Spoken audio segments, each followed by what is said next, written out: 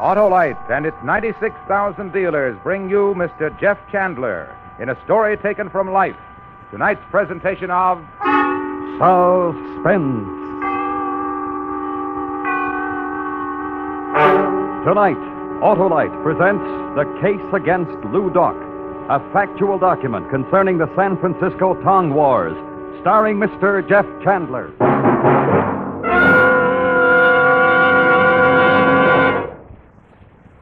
Hello, Harlow. Hi, Hap. How's it going? Oh, horrible, if you mean my car. It wastes gas. It's tough to start. Yeah. Well, why don't you go straight, Hap? Straight, Harlow? Sure. Straight to your nearest Autolite spark plug dealer for a spark plug checkup. You see, Hap, the spark plugs are the heart of your car's ignition system, and they've got to be right. Now, he's got the exclusive Autolite plug check indicator that tells in an instant whether your spark plugs are right for your style of driving. Well, suppose my plugs only need cleaning. Why, Hap, your Autolite spark plug dealer has the specialized equipment to do the job properly. And if replacements are needed, he'll recommend ignition-engineered Autolite spark plugs, resistor or standard type, to give you smoother performance, quick starts, and gas savings. So, friends, see your neighborhood Autolite spark plug dealer soon. And remember, from bumper to tail light, you're always right with Autolite. And now, with The Case Against Loo Doc and the performance of Mr. Jeff Chandler, Autolite hopes once again to keep you in suspense.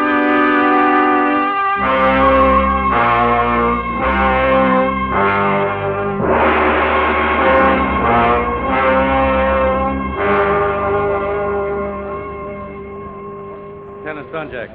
Take your men, go up to the other end of the alleyway. Plant them back in the doorway. It's plenty dark and they won't be seen. I'll do the same down at this end. The signal to move will be a sharp blast of the whistle. You got that? Right. All right, man. You heard the captain. Where's the DA? Over there. Oh, yeah. Thompson, let's get this thing back. Well, looks like I'm right on time. Oh, Glasgow. I'm glad you got here. Hey, this must be an important one. Looks like the whole San Francisco police force is here. It's a big one, believe me. Oh, you know Captain of Detectives Wilburn? Yeah, we've met. This is Lieutenant Sonjak. I'm glad to meet you. Glasgow. The men all have their instructions, DA. Good. And take your positions. Okay, men, let's go. All right, Thompson. Yeah. You want to come along with me, Glasgow? Our stakeout's down about midway in the alley. All right, with you. It's a laundry. There's a vacant storeroom upstairs. We can watch it from up there. The message you left for me back at the newspaper office wasn't too explicit, Mr. D.A. Well, tonight's the night we've been waiting for. More murder and mayhem. Perhaps. Look, you've arrested hundreds of Chinese before, all members of some Tong. What good did it do? Well, none. Just arresting the hatchet men isn't the answer. No, sir. Well, this is it.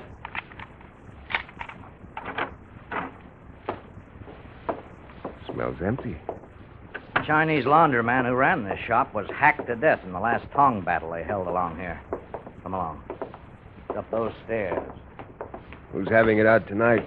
The Hop Ying Tong and the On Sings. Well? Kum Ji Ho and Loo Doc. Yeah. The two most popular and powerful Tong leaders. I agree with you as far as Kum Ji Ho is concerned, but as for Loo Doc... I'm more determined than ever to get him. This man lives a double life, Glasgow. By day, a sweet, smiling, and innocent silk merchant. By night, a ruthless murderer of his countrymen. He won't stop the Tongs by convicting Loo Doc. Well, we'll be able to see everything from this window. Clear night. Yeah. 1,000,000 stars in the sky. We stood next to the open window above the laundry shop, fearless District Attorney Red Muccia and I, and we waited. From the window, we could see down into the dimly lit street called Spofford Alley. A narrow street lined on either side with butcher markets, curio shops, tea parlors, and more laundries. In some of those shops, fronts for hidden gambling dens, sultry, air-oppressed opium dens. Loo Doc, the man the DA accused of being the most notorious Tong leader in San Francisco, was all of that. But he was more. Loo Doc was my friend. He was a man of principles. Born in San Francisco and wanting to adapt himself to the ways of his Western brothers, he'd learned to speak, read, and write a pronounced English. He'd educated himself from the thoughts and ideas of the Western world. I knew Loo Doc. I had my doubts that he was going to show up in Spofford Alley tonight.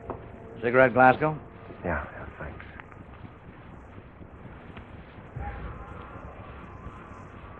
What makes you so sure Loo Doc and Kum Ji Ho are going to show tonight?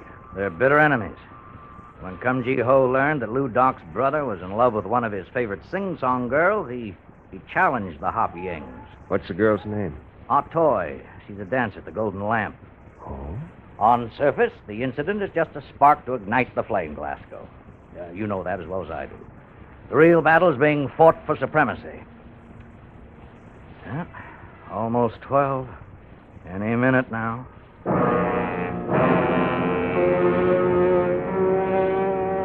We didn't have long to wait.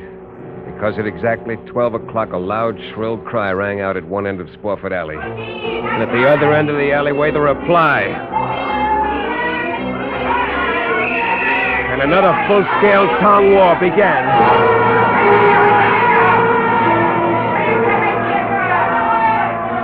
There were at least 50 black-suited Chinese with their plates shoved under dark slouched hats that met head-on in the alley.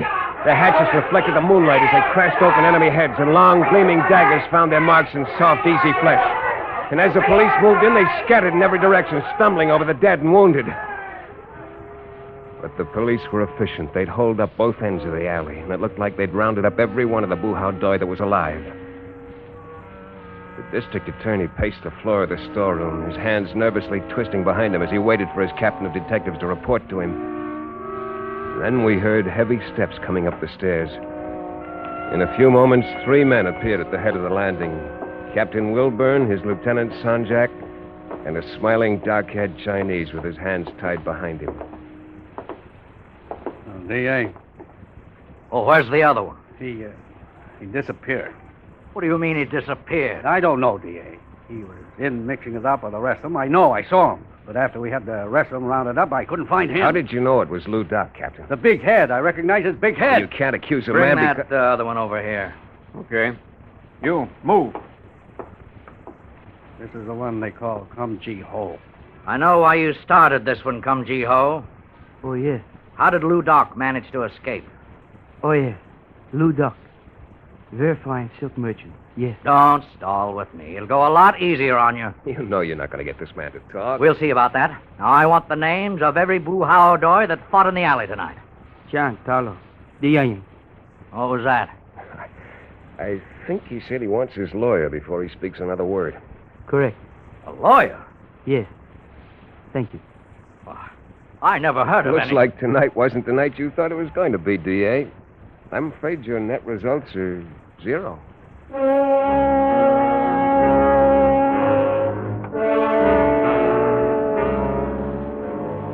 District Attorney Muccia wasn't going to get Kum Ji Ho to inform on Loo Doc, no matter how hard he tried. For a Tong member to testify or inform on another, even your most hated enemy, which was a rival Tong, was certain death. And in most cases, members of your own Tong would carry out the death sentence. In the wild confusion of that battle, it would have been impossible to tell whether Loo Doc had taken part in it. Captain of detectives sworn he'd seen him. I wanted to know for sure, so the following morning I went to his house of business. The little old Chinese sitting behind the counter didn't even glance up at me as I entered. I walked over to the door of Lou's office and knocked. A voice yelled enter in Chinese, and I did. I opened the door. Seated behind a bleached rattan desk sat the man with his big head, rocking back and forth.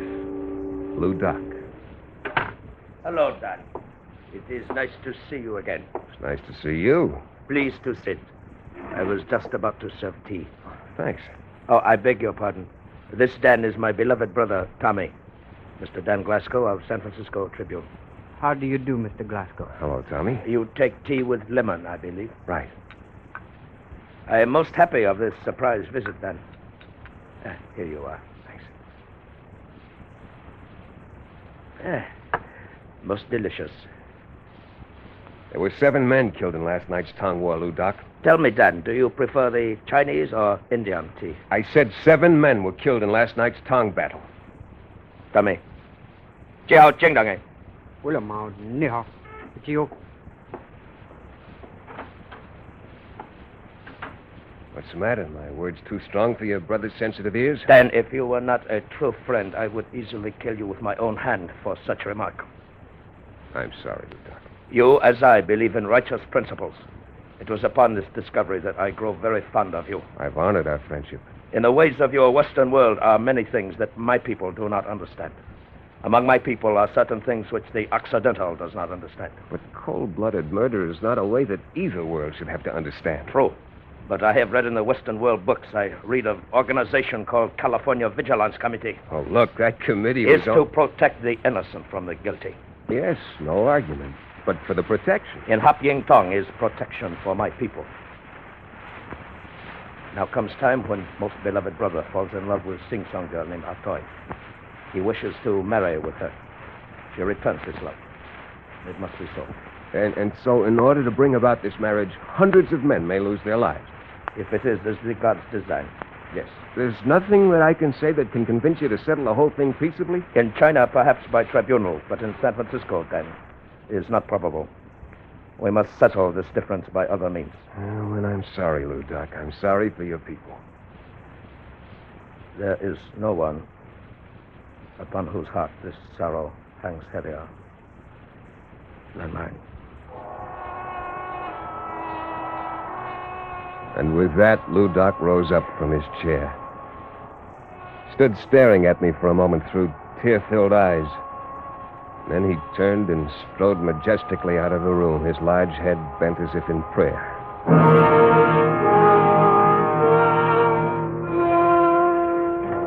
In the weeks that followed, for some unknown reason or other, the Tong Wars slowed down to practically a standstill. There'd been only a couple of hatchet murders in 2 months. Oh, it seemed almost too good to be true. And then, on January 4th, I received a phone call from the DA's office about 4 in the afternoon.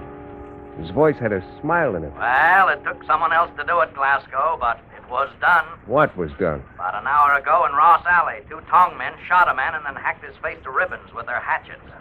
When Captain Wilburn got down there, he identified the man. Who was it? The man we've been after. Your good friend, Lou Doc.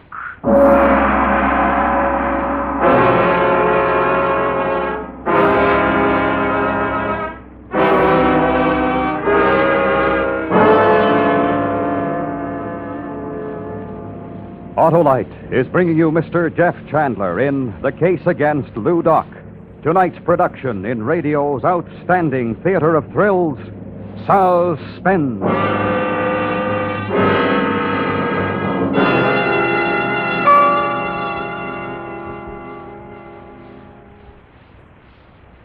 Say, Harlow, just what does ignition engineered mean? Well, Hap, it means that Autolite spark plugs are tops in quality and performance. That's because they're designed by the same Autolite engineers who designed the coil, distributor, and all the other important parts that make up complete ignition systems, used as original equipment on many leading makes of our finest cars, trucks, and tractors. Well, that's a pretty good reason to use them, Harlow. It's the best, Hap. So have your Autolite spark plug dealer replace worn-out spark plugs with either standard or resistor-type Autolite spark plugs for smoother performance, quick starts, and gas savings. They just don't come any better than Autolite. Autolite spark plug dealers offer the best spark plug service money can buy, too, Harlow. Right you are, Hap. So, friends, to quickly learn his address, call Western Union by number and ask for Operator 25. She'll gladly tell you the location of your nearest Autolite spark plug dealer. And remember, from bumper to tail light, you're always right with Autolite. And now, Autolite brings back to our Hollywood soundstage Mr. Jeff Chandler in Elliot Lewis's production of The Case Against Loo Doc, a dramatic report well calculated to keep you in suspense.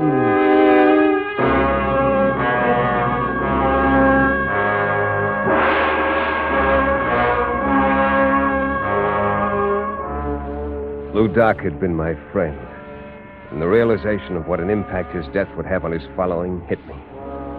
It was to be a great loss for them. I hung up the phone and decided to go down to the police station. When I got there, the desk sergeant lifted a tired finger and told me that Captain Wilburn was back in the morgue with Lieutenant Sonjak. Come in, Glasgow. The DA said you might be down. So you Finally got Lou Doc. Yeah, we didn't. It was a couple of rival tongmen that did the job. Did you pick him up? Nope. He got away. Want to take a look at him? Pretty bloody. Yeah. Over here. All right, Sanjay. Turn down the sheet. No. See what I mean when I say bloody? His face. His own mother wouldn't recognize him. How do you know it's Lou Doc? By the head. Take a look at the head, what's left of it. Doc had a big head, almost out of proportion to the rest of his body. That's how I know it's him. But still, Look, Glasgow, the DA's told me how you feel about this guy. I don't want any trouble from him. This man is Lou Doc. I positively identify him as the notorious tongue leader of the Hop Yings. Do you care to challenge that statement? No. No, of course not. Then you will admit this is Lou Doc. Sure, Captain, I admit it. That's Lou Doc.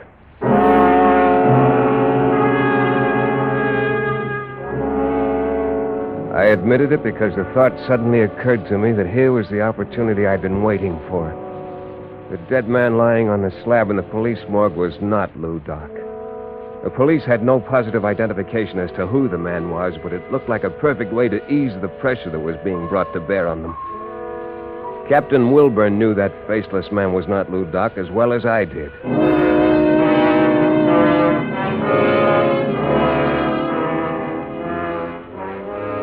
The following morning, I went to the business house of Lou Doc, the silk merchant. Just as I'd expected, the name on the door had been changed. Next door was a gambling parlor.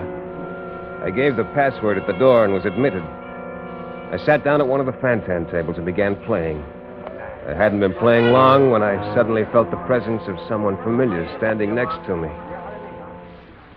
3. Sheep. Hello, Lou Doc. Hello, Dan. Happy to meet with you. Is there somewhere we can talk? Come. Owner of this establishment is a good friend of mine.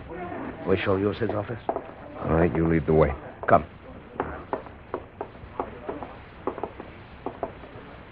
In here.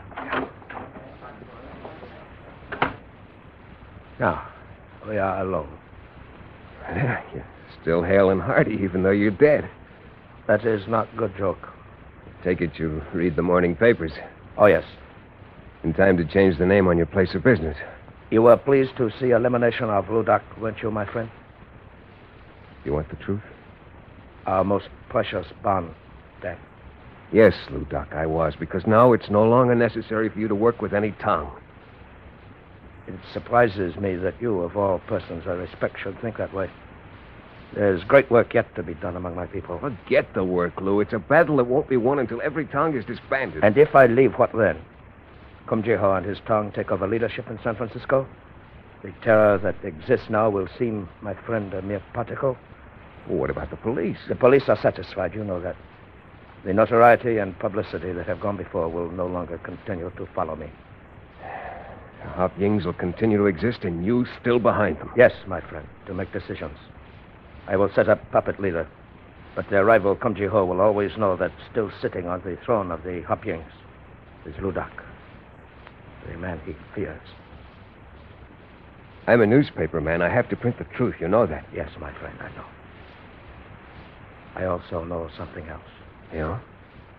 I also know, Dan Glasgow, you are a true friend of Lou Doc.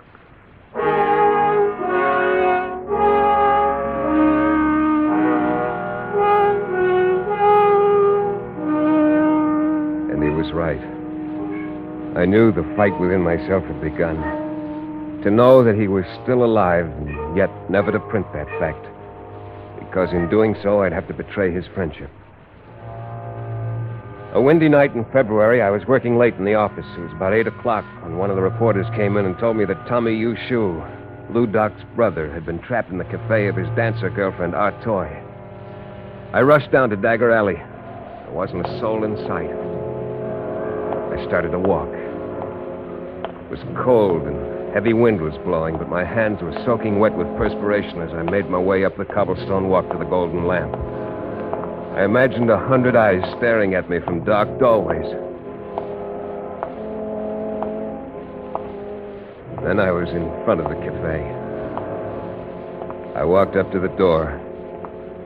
It was bolted. Tommy. Tommy, you shoe. It's me, the newspaper man, Dan Glasgow. Let me in. Let me in, Tommy. Hurry. Thanks.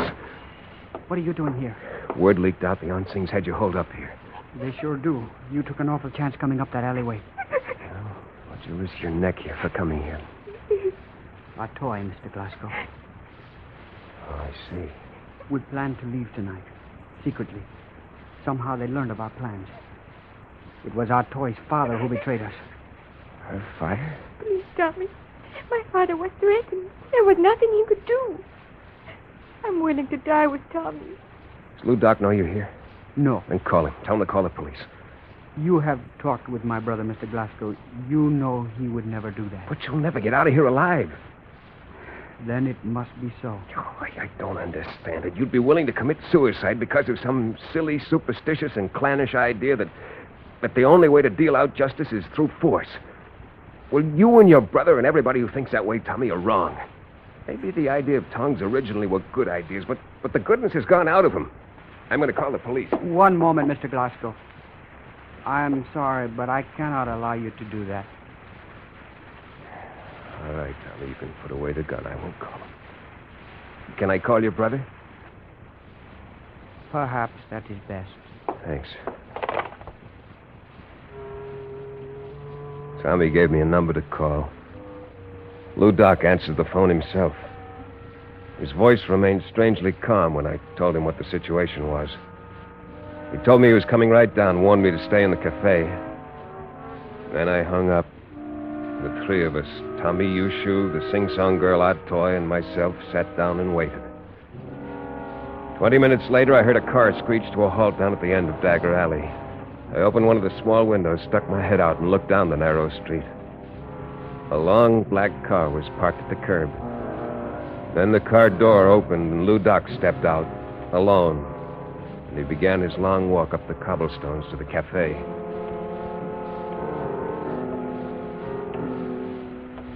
He walked slowly, staring straight ahead, his body firm, rigid, in one position. It was just the movement of his legs. Wearing a long black coat, he looked like a giant as he took long strides, holding his oversized head high. Lou! Hello, Don. You better get inside. There must be at least 25 of them out there. I'm all right. Tell Tommy to come out. But, Lou, you don't have a chance. They won't attack me.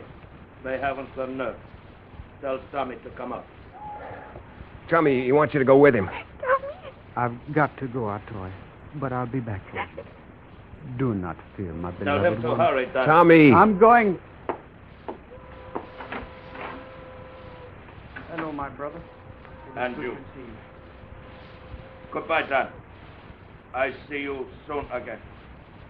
Soon, Lou Doc.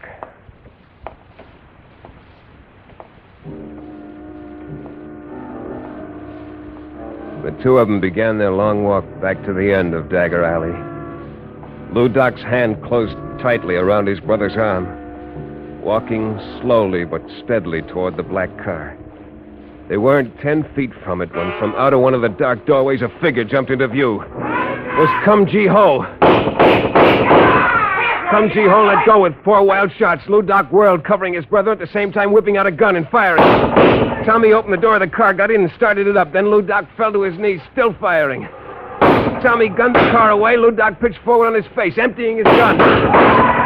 Kum Ji-ho dropped to the pavement, clawing at his bloody face. He twitched for just a moment. And then he lay still.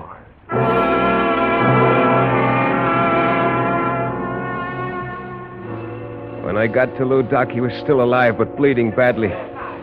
He looked up at me. Much pain, my friend. Much pain. There'll be an ambulance any minute now, Lou. Just hold on. This is not death I prayed my ancestors to give me then. I die lying on wet pavement in dark alley at night. My wounds bleed freely. Lou, you're not gonna die, Lou. Our most precious bond, truth in our friendship, promise me.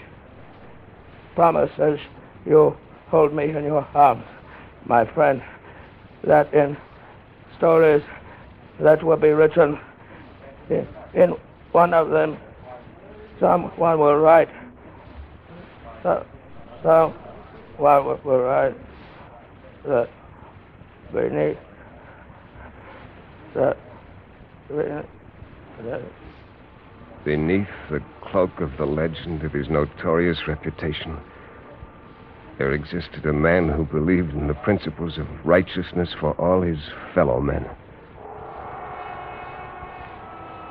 Who is there who can sit in judgment and proclaim that there was any case but goodness against the man named Loo Doc?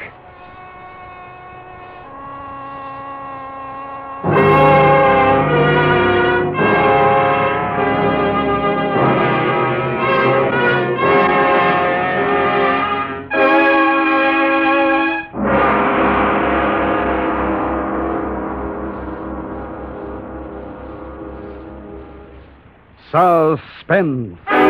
Presented by Autolite. Tonight's star, Mr. Jeff Chandler. This is Harlow Wilcox speaking for Autolite, world's largest independent manufacturer of automotive electrical equipment. During the early months of 1952, the Autolite family will join together in saluting the leading car manufacturers who install Autolite products as original equipment right on their assembly lines. Our Autolite family is made up of the nearly 30,000 men and women in 28 great Autolite plants from coast to coast, and in still other Autolite plants in many foreign countries. Our family also includes more than 18,000 people who have invested a portion of their savings in Autolite, as well as 96,000 Autolite distributors and dealers in the United States and thousands more in Canada and throughout the world. The Autolite family will have the privilege of saluting the Plymouth division of Chrysler Corporation on the next Suspense television program. If you live in a television area, check the day and time of Suspense on television so that you won't miss this program. And remember, from bumper to tail light, you're always right with Autolite.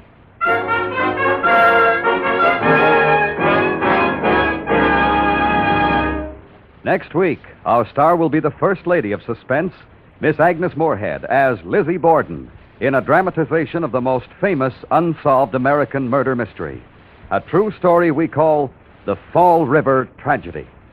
In weeks to come, we shall also present Mr. Clifton Webb, Mr. Charles Boyer, and Mr. J. Carroll Nash, all on Suspense. Suspense is produced and directed by Elliott Lewis, with music composed by Lucien Morawick and conducted by Lud Gluskin.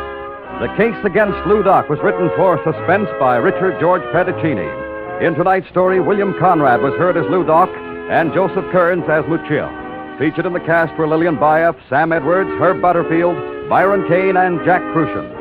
Jeff Chandler can now be seen in The Flame of Araby, a Universal International Technicolor production co-starring Maureen O'Hara. And remember, next week, the First Lady of Suspense, Miss Agnes Moorehead, as Lizzie Borden in The Fall River Tragedy. This is the CBS Radio Network.